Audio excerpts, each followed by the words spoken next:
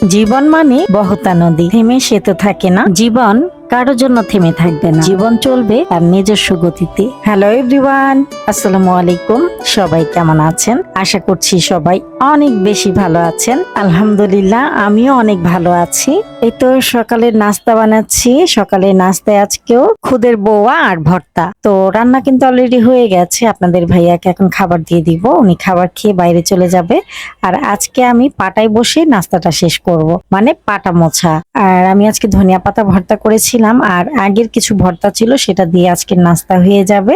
গরম গরম খুদের ভাত, সাথে সবুজ ধনিয়া পাতা ভর্তা। পাটায় বসে এরকম খাবার খেতে কি যে মজা লাগে। আলহামদুলিল্লাহ, খুব মজা করে নাস্তাটা করলাম। তারপরে সকাল সকালে আজকে আচার বানাতে চলে আসলাম। জলপাইয়ের ঝুরি আচার বানাবো। তো এখানে আমি জলপাইগুলোকে খুব ভালো মতো ধুয়ে নিয়েছি, আর এখন একটা গ্রেটারের সাহায্যে গ্রেট করে নিচ্ছি। এটা দিয়ে খুব ভালো হচ্ছিল না, বেশি চিকন চিকন হয়ে যাচ্ছিল, তাই আমি আরেকটা দিয়ে পাতলা পাতলা করে কেটে নিয়েছি। আপনারা চাইলে বটি দিয়েও ঝুরি ঝুরি করে নিতে পারবেন, আলু ভাজির মতো। আর এখানে একটা মশলা বানিয়ে নিব। প্যানের উপর আমি শুকনা মরিচ, 2 রকমের সরিষা, কালো আর হলুদ, 5 ফোড়ন দিয়ে হালকা করে ভেজে নিব। এই তো ভাজা হয়ে গেছে। ঠান্ডা হলে আমি আধো ভাঙা করে নিব। আর এখন আমি এই জলপাইয়ে দিয়ে দিচ্ছি হলুদ, মরিচ, ধনিয়ার গুঁড়া আর মিট লবণ আর সাদা লবণ দিয়ে খুব ভালো মতো মিক্স করে নিলাম। আর এখন দিয়ে দিচ্ছি সেই গুঁড়া করা মশলাটা। এত সুন্দর ঘ্রাণ বের হচ্ছিল, আর আমাদের রান্নাঘরে জানালা দিয়ে কি সুন্দর রোদ আসছিল। সবশেষে এখানে আমি ভিনেগার দিয়ে দিলাম। ভিনেগারটা দিলে এই আচারটা অনেকদিন পর্যন্ত ভালো থাকবে। একটা শুকনো কাচের বয়মে আমি জলপাইয়ের আচারগুলোকে দিয়ে দিচ্ছি।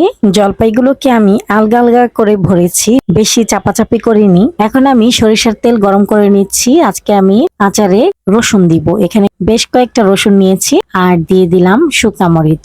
বেশি ভাজা লাগবে না, হালকা একটু ভেজে নিয়েছি। এই তো ঠিক এই পর্যায়ে আমি গরম গরম তেলটাই ঢেলে দিব বয়মে।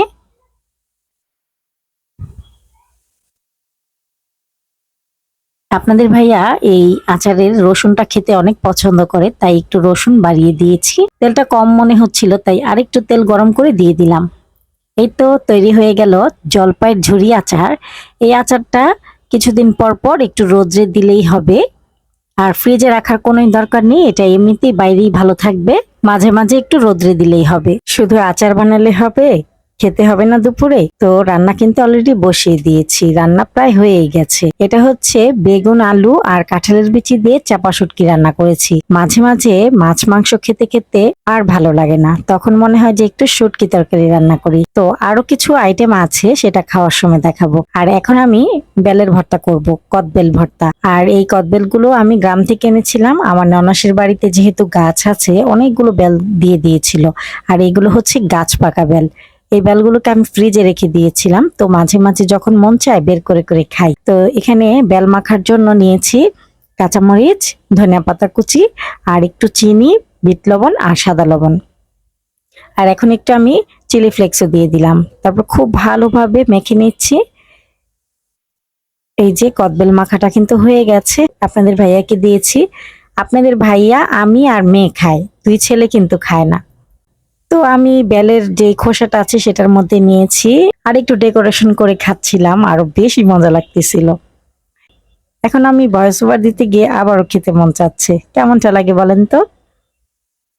আজকে দুপুরের আয়োজনে ছিল ডালের বড়া, করলা ভাজি আর হচ্ছে বাদাম ভর্তা। এই বাদাম ভর্তা আপনাদের ভাইয়ার আর আমার অনেক বেশি পছন্দের, তাই সবসময় বাদাম ভর্তা করে রাখার চেষ্টা করি। তো আজকে আমাদের হালকা পাতলার ভিতরে খুব মজার খাবার ছিল।